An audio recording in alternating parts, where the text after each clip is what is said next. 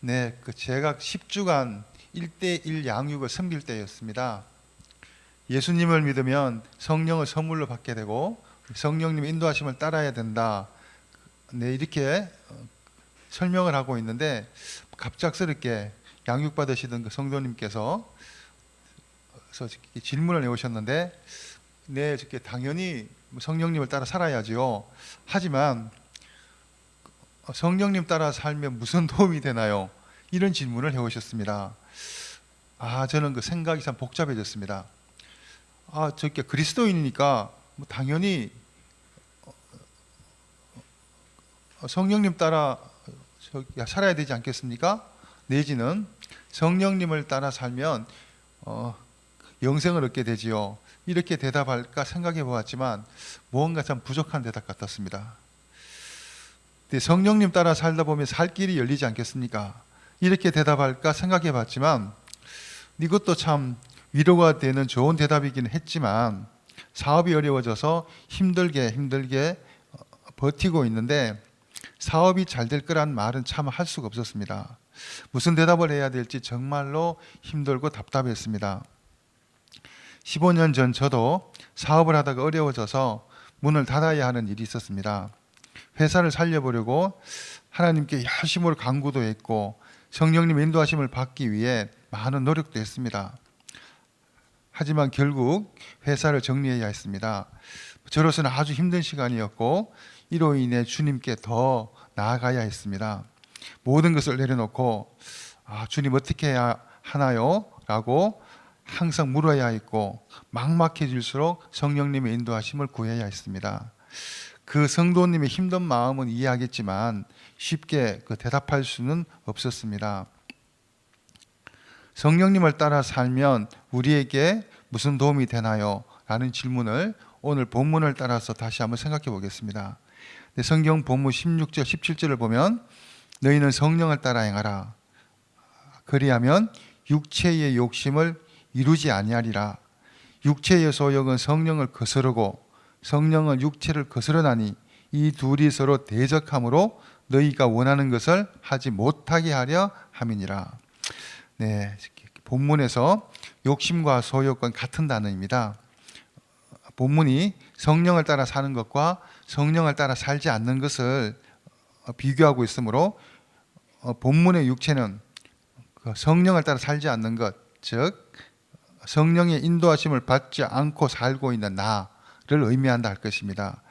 이렇다면 16절의 욕심은 어떤 악한 욕심이라기보다 어떤 원함, 바램이라고 읽어야 할 것입니다. 이렇게 읽으면 16절의 소욕, 즉 작은 욕심이 무슨 의미인지 알 수 있습니다. 육체의 욕망, 육체의 소욕은 세상 따라 살면서 크게 혹은 작게나마 바라게 되는 그 무엇을 의미합니다. 16절의 말씀을 다시 읽어보면 너희는 성령을 따라 행하라. 그러면 세상을 쫓아 살며 바라는 것들을 충족하지 못하리라 라고 읽을 수 있습니다.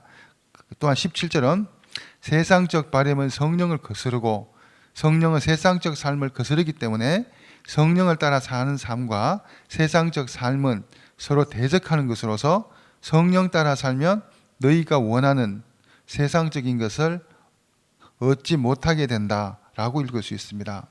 이러한 맥락에서 19절부터 21절의 말씀, 즉 육체의 이런 분명하니 하며 시작하는 말씀은 우리가 세상적 바람을 따라 살면 이러이러한 결과를 가져온다는 설명이고 22절, 23절 말씀 오직 성령의 열매는 하며 시작하는 말씀은 성령을 따라 살면 이러이러한 결과를 가져온다는 설명입니다.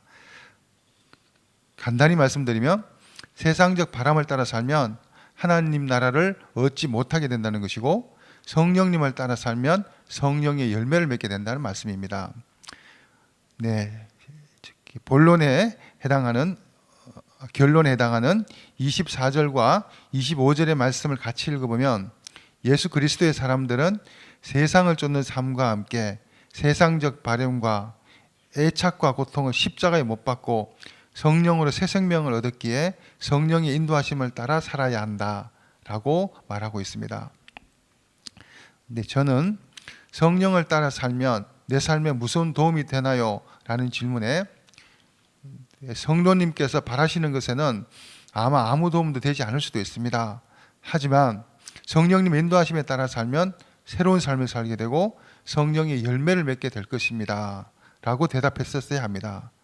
세상 따라 살다가 때때로 성령님의 인도하심에 따라 한번 살아보는 것이 아니라 세상 따라 사는 것을 이제 그만두고 오직 항상 성령님의 인도하심에 따라 살아야만 했다고 대답했어야 했고, 성령님의 인도하심에 따라 살지 않으면 내 삶에 도움이 되고 안 되고가 문제가 아니라 마지막에는 내 삶의 결과가 하나님의 나라를 얻지 못하게 된다는 것을 말했어야 합니다. 15년 전에 저는 제 사업을 위해서 제 삶의 위기를 헤쳐나가기 위해서 힘써 성령님의 인도하심을 구했습니다. 하지만 성령님께서는 명확하게 답하시지는 않으셨습니다. 성경 말씀 따라 살면 당연히 잘 살게 되지라는 생각은 분명히 들었지만 나의 사정은 항상 급했습니다. 당장의 문제를 늦기 전에 해결해야 된다라고 생각했습니다. 하지만 결국 사업은 힘들어졌고 망했습니다. 차라리 새로 시작할 수 있다면 새로 시작하는 것이 낫겠다 싶어서 항상 주님을 더 붙잡았습니다. 제가 성령님의 인도하심을 구하고 사랑을 고백할 때마다 성령님께서는 저를 더 갈급하게 하셨습니다. 말씀에 대해서, 하나님에 대해서 더 알기를 사모했고, 그래서 성령님께 더 물어봐야 했습니다. 언제나 지혜를 주신다는 성령님께서는 언제나 답해 주셨습니다. 이렇게 조금씩 성령님의 인도하심에 대해 눈뜨기 시작했습니다. 이렇게 해서 저는 이제까지 여기까지 왔습니다. 세상적 바람을 따르지 말고 성령님을 따라 살라는 말이 속세를 떠나 살라는 말이 아니라는 것도 압니다. 다만 내 자리에서 내 삶을 용납하고 소명의식을 가지고 하나님의 말씀 안에 살면서 나와 함께 하시는 성령님을 언제나 인정하고 늘 의식하고 굳게 의지하면서 내가 하는 모든 결정에 대해 성령님께 의견을 묻고 내 의견보다 성령님의 의견을 더 존중하기에 순종하며 산다는 것을 압니다. 18절의 말씀, 너희가 만일 성령이 인도하시는 바가 되면 율법 아래에 있지 아니하리라는 말씀과 같이 성령님의 인도하심을 따라 산다는 것이 어떤 신앙적 열심이나 율법적 행위에 매이지 않는 것임도 알게 되었습니다. 하지만 뭘 하려고 할 때마다 마음의 불편함을 느낄 때가 훨씬 더 많습니다. 내가 원하는 것으로 인해 성령님을 설득하려고 애쓰고 노력하는 나 자신을 볼 때마다 마음이 어렵습니다. 내 마음에 소원을 두고 행하려고 하심에도 내 소원이 나를 이렇게 힘들게 만드는 것은 내가 아직 십자가에서 죽지 않았기 때문인 것 같습니다. 2016년도 말 파송 선교사로 예수님의 사람들 교회에 참여했습니다. 저는 처음부터 재정부장을 맡게 되었는데 회사에서 경영 관리 업무를 하고 있기도 해서 못할 일은 아니라고 생각했습니다. 하지만 성령님의 인도하심을 따라가는 것은 언제나 쉽지 않았습니다. 분립 개척을 시작할 초기에 개척할 장소를 정하고 예배당을 마련하고 교회의 비전도 세우고 또한 주요 헌신자를 세우는 일이 중요했는데 이 모든 일의 시작이라고 할 수 있는 개척 장소가 상당 기간 동안 정해지지 않았습니다. 아무 계획도 없이 시간만 갔습니다. 아, 성령님께서 기도하게 하시는구나, 성령님만 따라오게 하시는구나 라는 생각이 들었습니다. 하지만 10억이 넘는 땅을 사고 수억을 들여서 건축한다는 소식에 마음이 힘들었습니다. 엄두가 나지 않았지만 별다른 대안도 없었기에 말문을 닫기로 했습니다. 성령님만 따라가 보자, 성령님께서 하실 일을 지켜보자 하는 생각이 보다 분명해졌습니다. 비전에 대해 생각해보는 것도 뒤로 미루었습니다. 한치 앞을 내다보지 못하는 우리에게 때에 따라 재정이 바닥나기도 하시고 풍성이 채우기도 하시고 생각지도 못한 일들이 마구 닥치고 생각지도 못한 방식으로 해결되었습니다. 모든 일을 처음 해보는 것이었기 때문에 우리는 계획조차 세울 수가 없었습니다. 나름 예상도 해보았고 여러 가지 대안도 세워보기도 했습니다. 예상이 빗나갈수록 은혜가 더했고 수립해본 대안들이 무색할 정도로 일이 이리저리 해결되는 것을 보고 성령님의 역사하심을 보다 분명히 알게 되었습니다. 사실 우리는 비전에 대해 깊이 있게 생각해 보지도 못했습니다. 하지만 우리의 비전은 언제나 분명했습니다. 이 태전동에 예수님의 사람들 교회라고 하는 예수님이 주인 되는 교회를 세운다는 것이었습니다. 이 비전으로 인해서 우리는 한 마음이 될 수 있었고 40일 새벽 기도를 여러 번 할 수 있었고 헌금을 힘에 붙이도록 할 수 있었고 또한 땅을 살 수 있었고 건물을 수리할 수 있었고 모든 사역에 헌신적으로 섬길 수 있었습니다. 이 예배당에서 예배를 드리고 있다는 것 자체가 성령님의 인도하심에 민감하게 반응하면서 열심으로 순종해 온 결과이고 성령의 열매이고 하나님께서 주신 비전을 우리가 잘 감당해 왔다는 것을 말해줍니다. 네, 즉 비전은 언제든지 만들 수 있고 언제든지 변경할 수도 있습니다. 하나님께서 언제든지 비전을 주실 수도 있으시면서 또한 언제든지 변경하실 수도 있습니다.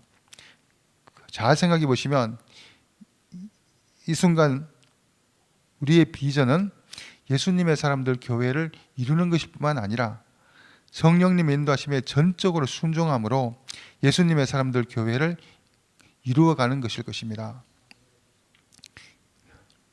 이제 우리는 주님의 새로운 인도하심에 목말라하고 있습니다. 성령님께서도 또한 우리를 더 세밀하고 구체적으로 인도하시기를 원하십니다. 우리는 우리가 서 있는 이곳에 굳게 서서 성령님과 한 차원 더 나아가는 새로운 모험을 시작해야 합니다. 우리는 기로에 서 있습니다. 이 순간 우리는 주님께서 주시는 새로운 도전에 더 구체적으로 더 세밀하게 순종할 준비가 되어 있는지, 아니면 이제 할 만큼 했다고 만족하고 있는 것은 아닌지 우리는 점검해 봐야 합니다. 우리들의 삶도 언제나 기로에 서 있습니다. 성령님의 친밀한 인도하심이 언제나 필요합니다. 성령님께서 우리를 통해 이루실 구체적인 사역들도 우리의 비전입니다. 함께 또한 성령님께서 우리를 통해서 이러한 사역들을 이루실 것을 기대하면서 성령님을 쫓아 순종하고 성령의 파도를 타고 다이나믹하게 사는 것 자체도 훌륭한 비전일 수 있습니다. 네, 우리 다 함께 기도합시다. 네, 한 번만 기도합니다. 먼저 성령님께 지혜를 구하면 언제나 답하십니다. 성령님의 인도로 우리 주님 주시는 열정으로 우리의 사역도 나의 삶도 함께 감당해내야 할 것입니다. 열매 맺는 삶을 위해 성령님의 인도하심에 순종하는 삶을 살게 하옵소서. 우리 다 함께 통성으로 기도하시겠습니다.